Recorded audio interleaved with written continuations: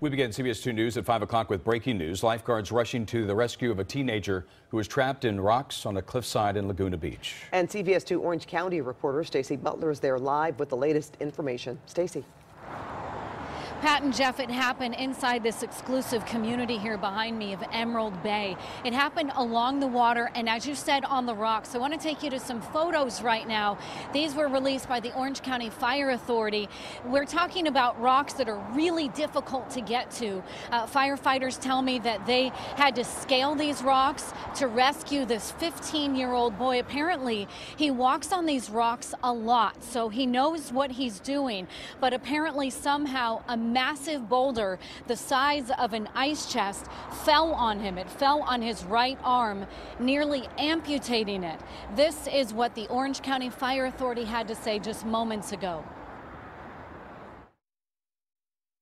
The worst part was that he was in inaccessible terrain. He was about 100 feet along the rocks, so it wasn't something that we could just carry equipment to. There were two boys walking, 15-year-old males. A boulder fell on him. Basically, his right arm took the brunt of it, partially amputating above his right elbow, that right arm. And basically, the way it landed had his leg stuck. So the firefighters were able to transfer equipment over there. We use extrication bags that we use for vehicle extrication. So they carried those out, inflated those, and used basically muscle to lift this cooler-sized boulder off the young man. Yeah, and our chopper, Sky 2, was overhead. We have video of that young man being airlifted. He is on his way to UCI. Now, firefighters tell me the most difficult part of this is that the young man's left leg was stuck inside that, or on that, under that boulder, I should say. It took 12 firefighters to get him out, get him to safety. We understand that his right arm is nearly amputated, but he has now arrived at UCI Medical Center. I am told by a source there that the doctors have already scrubbed in. They were waiting for him when he arrived by helicopter to begin surgery as soon as possible. That's the very latest from Laguna Beach. Back to you guys in the studio. All right, thank you for that, Stacey Butler. More breaking news. Sky 2 over a deadly accident in Echo Park. The victim is a homeless person. And CBS 2's Peter Dowd is live on the scene right now in Echo Park with the very latest at this hour. Peter? Jeff and Pat, right now, several LAPD officers and accident investigators are still here on the scene. In fact, you can see that a tow truck has arrived. They're about to take away this Porsche 911 that was involved in this deadly two-car crash. This is just north of the 101 on Coronado near Bellevue. Investigators say this all happened around 1:30 this afternoon. Sky 2 was over the scene. We're told that the Porsche was turning the corner when it clipped the back of a vehicle. That sent the Porsche careening underneath the overpass and right into a sleeping homeless man. That man is described between the age of 50 and 65 years old. He has not been identified, but we're told that homeless man died on the scene, and right now they have stopped the drivers of both vehicles. They are talking to them right now. It doesn't look like alcohol was a factor, but they say that speed possibly could have been a factor involving the driver of the Porsche 911. Again, you can see right now they are about to put that Porsche onto the tow truck, take it away. Coronado between Bellevue and the 101 will remain closed for the next several hours as officers continue to gather clues. I also spoke with neighbors who didn't want to speak on camera, but they say they are devastated to hear about this, that they had seen this homeless man before and that he often slept here underneath the overpass. So certainly a very tragic situation involving a homeless man, again, who was killed by this car, we're told, around 1:30 this afternoon underneath the 101. Back to you guys.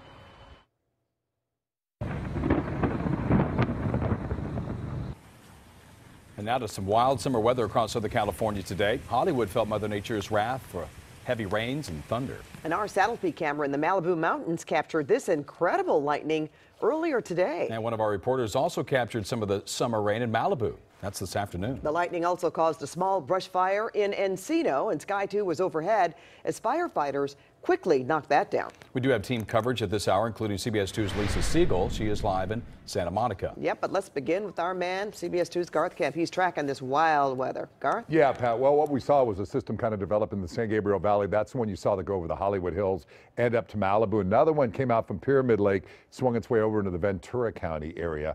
Over the West LA, it also moved over to that way, dropped almost 2/10 of an inch or so pretty rapidly. They get steered by these very fast winds, so it wasn't enough really to flood things out for us. So that's the process we're in. It's all part of the monsoonal moisture that we see. Right now it is hot out there again. Hot and sticky continues throughout the day today, and we still have that chance of thunderstorms that continue through tonight as well. We are a couple of degrees cooler in some spots out to the IE. We're pretty much status quo. So how long will this last? How hot is it going to get?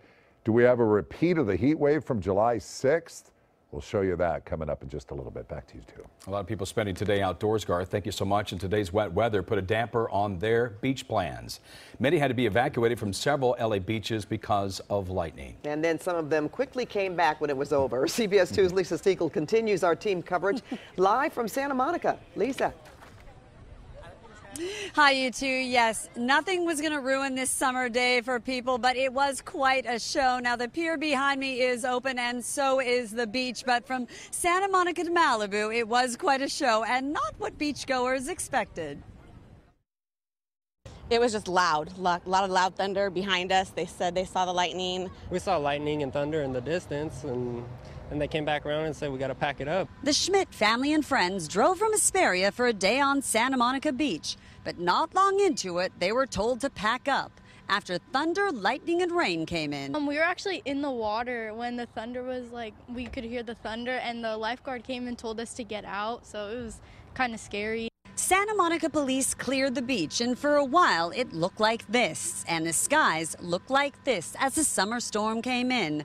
Richard Reagan knew the evacuations were for the right thing, safety. Dangerous with the lightning, you know, that's not smart. And just like in Santa Monica, people in Zuma had to get off the beach as rain poured down.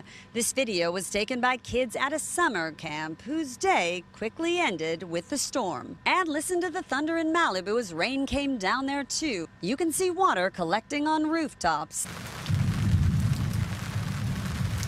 The storm packing quite a punch. I never expected to be evacuated. But after the storm came the calm and the beaches reopened. It's what the Schmidt family was waiting for.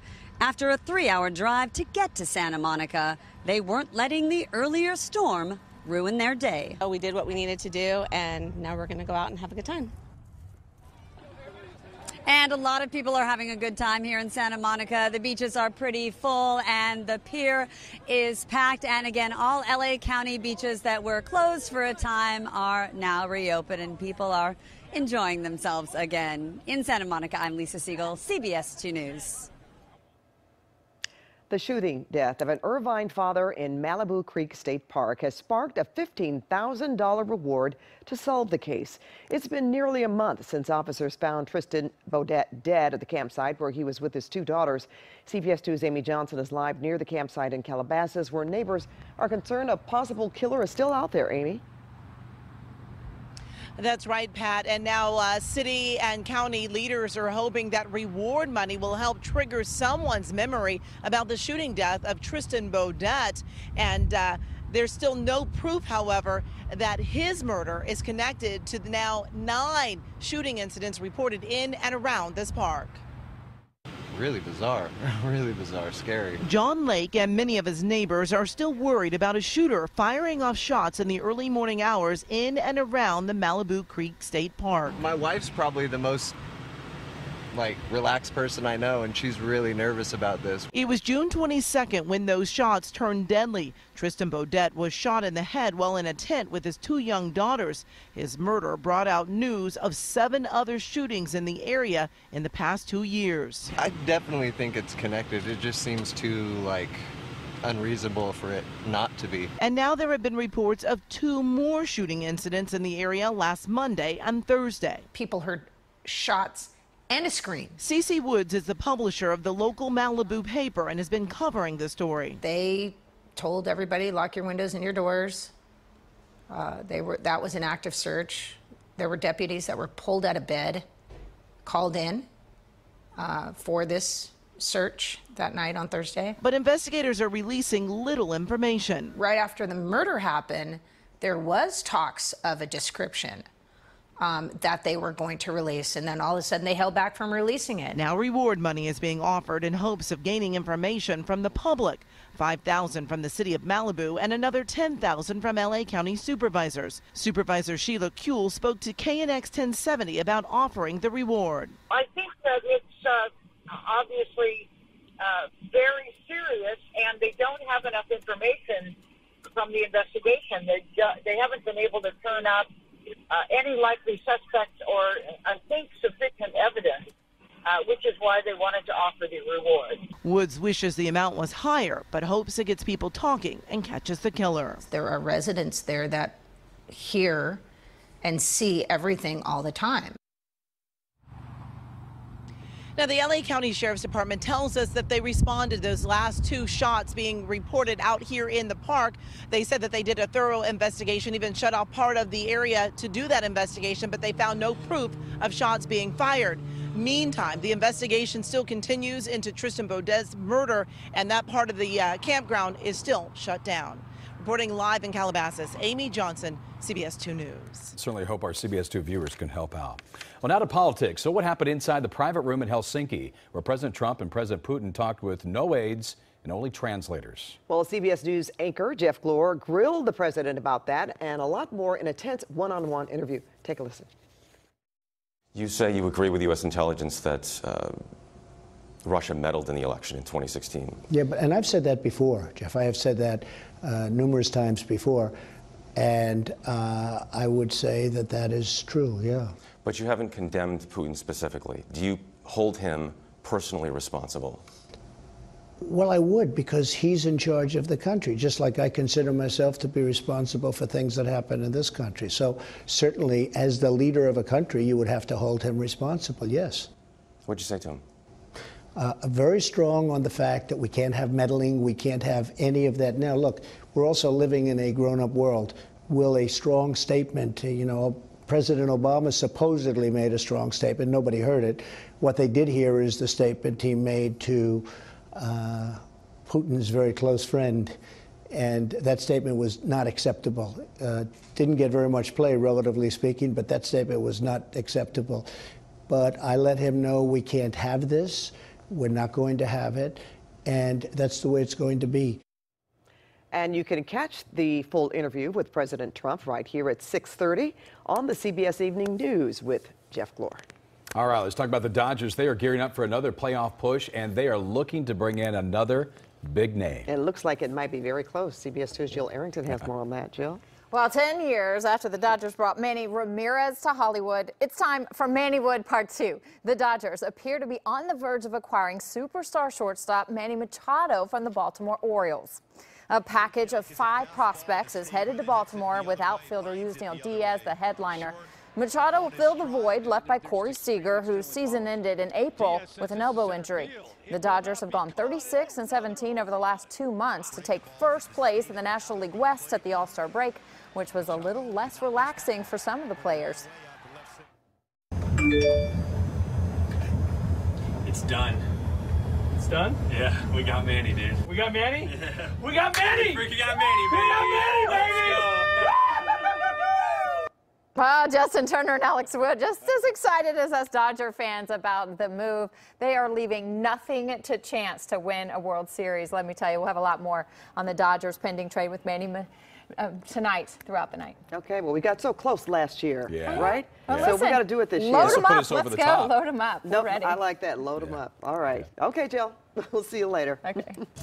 Well, the move to split the state into 3 booted from the ballot today. Well, people had to say about that new development tonight. Plus, high-speed pursuit. We have an update on last night's chase that spanned several Southern California counties. And out of the hospital, those Thai boys soccer team and the coach speak publicly for the first time after being rescued from that flooded cave.